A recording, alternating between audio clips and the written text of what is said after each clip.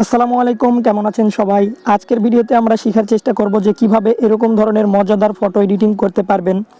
তো এর জন্য আমাদের কিপকাট অ্যাপ্লিকেশনের প্রয়োজন হবে এবং পিক্সআর্ট অ্যাপ্লিকেশনের প্রয়োজন হবে।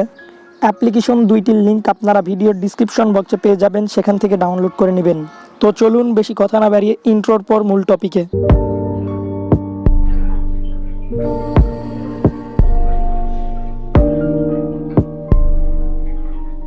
সর্বপ্রথমে আপনারা টুইনক্রাফট অ্যাপ্লিকেশনে প্রবেশ করবেন এবং আপনারা আপনাদের পদের একটি পিকচার এখানে সিলেক্ট করে নেবেন। দেন আপনারা এখানে কিছুক্ষণ ওয়েট করবেন এবং এখান থেকে আপনারা ওকে অপশানে ক্লিক করে দিবেন।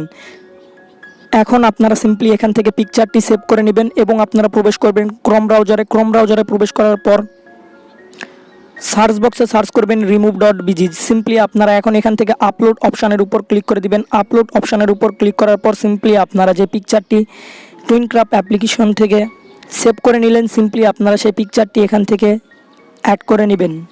দেন আপনারা এখান থেকে ডাউনলোড করে নেবেন এবং আপনারা প্রবেশ করবেন পিকচার্ট অ্যাপ্লিকেশনে। পিকচার্ট অ্যাপ্লিকেশনে প্রবেশ করার আগে আপনারা এই পিকচারগুলো ডাউনলোড করে নেবেন। এই পিকচারগুলোর লিঙ্ক আপনারা ভিডিওর ডিসক্রিপশন বক্সে পেয়ে যাবেন, সেখান থেকে ডাউনলোড করে নেবেন।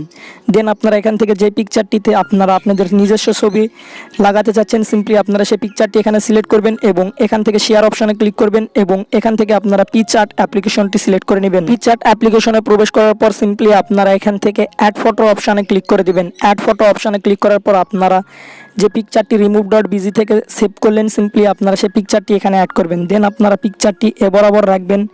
পিকচারটি এ বরাবর রাখার পর সিম্পলি আপনারা এখান থেকে এই অপশানে ক্লিক করবেন। এই অপশানে ক্লিক করার পর এগুলো ইরেজ করে দিবেন। ব্যাস, সম্পূর্ণ কাজ হয়ে গেলে আপনারা এখান থেকে টিক চিহ্নতে ক্লিক করে দিবেন এবং এই পিকচারটি সেভ করে নেবেন।